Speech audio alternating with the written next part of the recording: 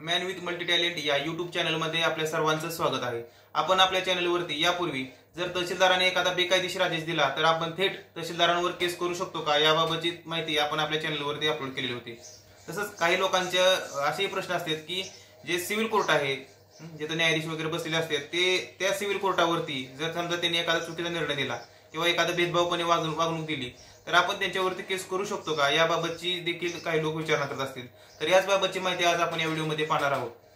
आता भारतीय संविधानाने जी ज्युडिशरी आहे ही इंडिपेंडेंट इम्पार्शियल ज्युडिशरी असं सांगितलेलं आहे। म्हणजे जे न्यायव्यवस्था आहे त्याच्यावरती दुसऱ्या कुठल्याही म्हणजे जसं की शासनाचा वगैरे कुठलाही अधिकार नाही किंवा ते त्यांच्यावरती बर्डन आणू शकत नाही किंवा त्याबाबतचे निर्णय शासनाला घेण्याचा अधिकार त्यांना दिलेला नाही। जे काय असं ज्युडिशरीचं असं ते ज्युडिशरीलाच दिलेलं आहे, न्यायव्यवस्थेला दिलेलं आहे। पण बऱ्याचदा असं होतं की ज्यावेळेस दोन पक्षकार साहेबांसमोर असतात ते साहेब एखाद्याची बाजू घेऊन किंवा एखादी बाजू जास्त ओढत असतात किंवा एखाद्या व्यक्तीला बोलत असतात आणि एखाद्या व्यक्तीला त्याच्या फेवरमध्ये असतात, असं त्यांचं कधी कधी वागणं असतं। आणि ज्याच्या अगेन्स्ट तसं वागणं असतं त्याला वाटत असतं की साहेब जे आहेत हे चुकीचं साहेब आहे, असं बायस ज्याला काय म्हणतो आपण भेदभावपणे वागत आहेत आणि त्यांच्या मनात प्रश्न येतो की आपण या साहेबांवरच का केस करू नये। किंवा एखाद्या वेळेस असं होतं की एखादा निकाल हा आपल्यासारखा होईल असं वाटत असतं आणि जे साहेब हा निकाल विरोधात देतात आणि त्यावेळी देखील त्या व्यक्तीच्या मनात प्रश्न येतो की आपण साहेबांवरच का केस करू नये। तर मग अशा साहेबांच्या विरुद्ध केस करता येते का, तर तसं बघायला गेलं तर करता येतेही आणि नाही। पण करता कधी येते आणि करता कधी येत नाही हे देखील महत्वाचं आहे। जर समजा तुमचा निकाल हा तुमच्या विरोधात गेला असेल, म्हणजे दोन्ही बाजूचं म्हणणं ऐकून घेऊन जर विरोधात निकाल गेलेला असेल तर आणि निकाल चुकीचा आहे म्हणून किंवा निकाल तुमच्या विरुद्ध गेला म्हणून तुम्ही साहेबांवर केस करू शकत नाही। कारण जजेस प्रोटेक्शन ऍक्ट नुसार तुम्ही कुठल्याही जजवरती तुम्ही केस करू शकत नाही। किंवा तुमचं असं काहीतरी असेल की साहेब बायस वागत आहेत, म्हणजे एखाद्या भेदभाव करत आहेत, एखाद्याचीच बाजू घेऊन ओढून त्याची एखाद्याची बाजू ओढत आहेत आणि त्याच्याच बाजूने बोलत आहेत कोर्टामध्ये, अशा वेळेस जर तुम्हाला वाटत असेल तरी देखील तुम्ही त्यांच्यावरती केस करू शकत नाही। फक्त तुम्ही काय करू शकता, त्यासाठी तुम्ही ट्रान्सफर ऍप्लिकेशन सुद्धा दाखल करू शकता। मला ह्या साहेबांकडे केस चालवायची नाही, मला दुसरे साहेब बदलून द्या म्हणून वरच्या साहेबांकडे तुम्ही अर्ज दाखल करून तुम्ही कोर्ट बदलून घेऊ शकता।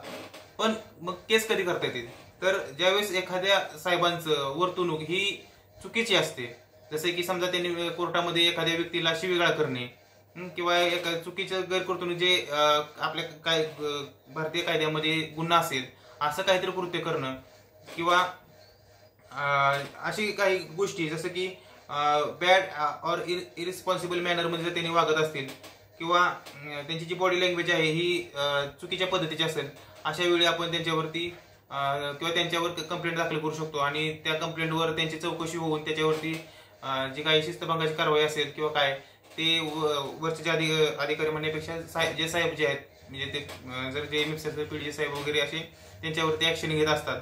पण कसं आहे, हे जे जजेस प्रोटेक्शन ऍक्ट आणलेला आहे तो त्याचं कारणच असं आहे की जे साहेबांनी कुठल्या ह्याला न घाबरता एकदम व्यवस्थितपणे काम करता यावं म्हणून हा ऍक्ट आणलेला आहे। त्यामुळे जर एखाद्या व्यक्तीने जर तशी तक्रार दिली आणि ती तक्रार जर खोटी असेल, कारण तक्रार देत असताना तक्रारीसोबत ऍफिडेव्हिट द्यावं लागतं आणि त्या तक्रारीमध्ये जर तथ्य नसेल किंवा फारसं तसं काय वाटलं नाही तर ज्यांच्याकडे आपण तक्रार केलेली आहे ते ज्यांनी तक्रार केलेली आहे त्याच्यावरच देखील फाईन किंवा दंड आकारू शकतात। कारण असं जर रोज उठून जर लोक अशी जे साहेबांवर जर केस करायला लागले तर त्यांचं जे काम करण्याची पद्धत आहे ती किंवा त्यांच्यावरती एक बर्डन येऊ शकतं, ते जजमेंट देताना घाबरू शकतात किंवा काहीतरी त्याच्यावरती त्याचा विपरीत परिणाम होऊ शकतो, निडरपणे एकदम असं जजमेंट देता येणार नाही।